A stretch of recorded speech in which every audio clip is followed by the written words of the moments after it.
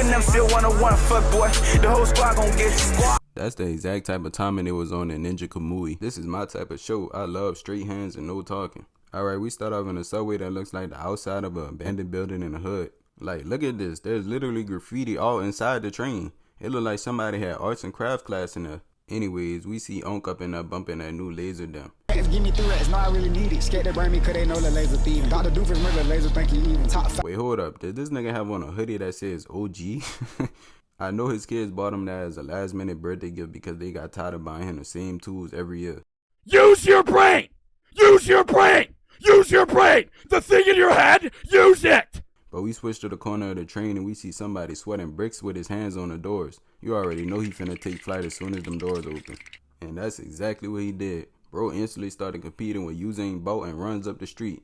I don't know how bro was able to run a full flat in a full suit and church shoes. But low key, you know when niggas get scared, they turn into Superman. Niggas get to doing shit they never was able to do. But for some odd reason, this guy decides to stop running and catch his breath in a dark ass alley. Survey says you're dickhead. Like, why would you run into a dark alley by yourself knowing you're getting chased? We finally get a glimpse of who had him spooking this entire time.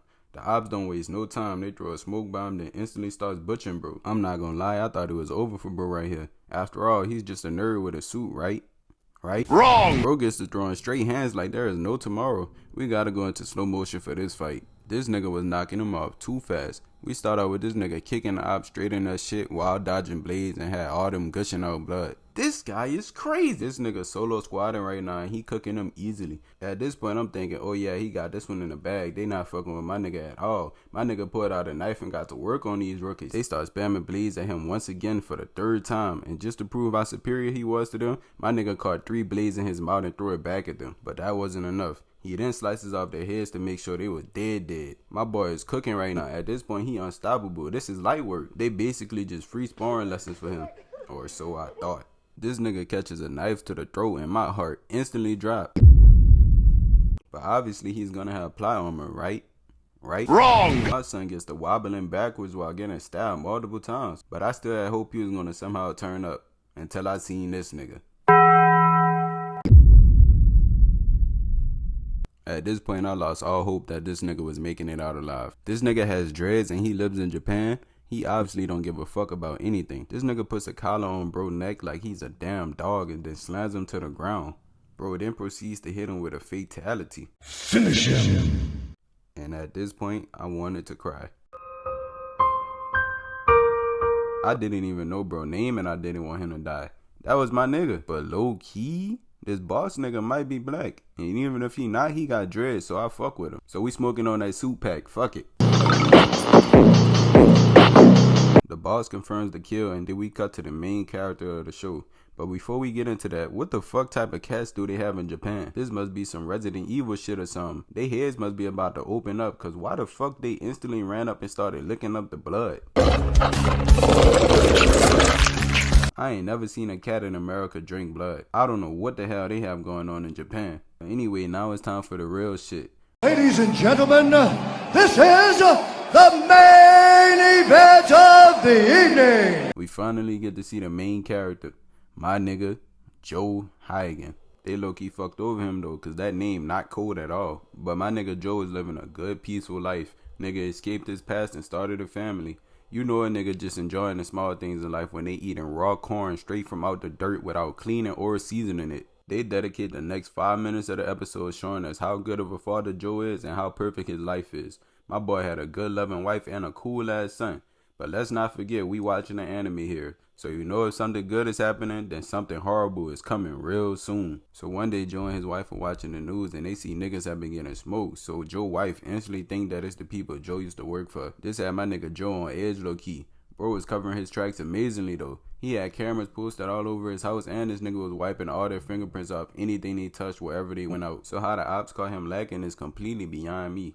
So the night of Joe's son's birthday, and let me mention this. This was literally the best day ever in my opinion. My nigga Joe had a good day with his son and his wife was all over him too. I know he got some good cat that night. But back on topic, the ops choosing this day to slide on him is overly devious. I know this was a personal attack. I don't know who Joe pissed off, but somebody at headquarters clearly hates this nigga guts. The timing was just too perfect. Anyway, Joe is in a bed because he couldn't sleep. So he goes downstairs most likely to get some water, because I don't know about y'all, but when I wake up in the middle of the night, I be thirstier than some kids in Africa. Actually, let me not finish that joke. As soon as Joe gets downstairs, he looks out the window and sees the ops posted up. Once again, these niggas don't do no talking. They strictly can and throw hands. Time for slow motion again. My boy Joe gets to handling these rookies with ease, flipping and kicking niggas left and right. Bro gets a sword and starts slicing and dicing these niggas like it's a game of Fruit Ninja. Whoever this nigga was, he must have had personal beef for him, because he stabbed him like 5 times. Bro must have been his bully at the academy or something, I don't know. His son then screams out for help, and this is where things go downhill. We all know whenever family gets involved, niggas start lacking. Joe hits a nigga but don't finish him off, then tries to run to the room. But the rookie shoots this nigga straight in his throat with 2 blades. And them blades had to be laced with fent, because this nigga eyes instantly turn red.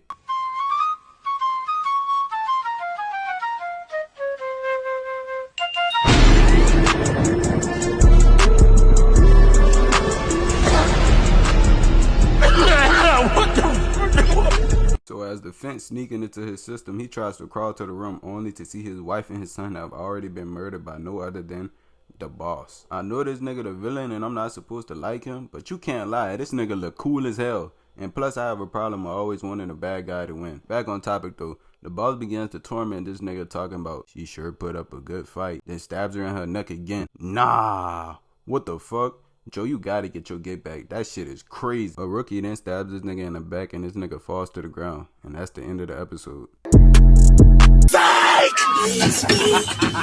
Nigga, we ain't done yet. Joe is pronounced dead but randomly wakes up in the morgue 24 hours later. Is this The Walking Dead? What the fuck going on? No. Wait. Wait. Oh, no. Some detectives show up and ask Joe some dumbass questions, but my nigga had nothing to say to them. All he had on his mind was getting his get back. The detectives decide to spend a night just in case the ops spin a block, and that is exactly what they do. My boy Joe is chilling on the roof getting some fresh air, then all of a sudden the rookie spam believes in him again. These niggas try this move every time and it never works. Give it up already. These niggas instantly started pressing Joe. Keep in mind this nigga not even fully healed, but he's still about to get him that work. Slow motion time again.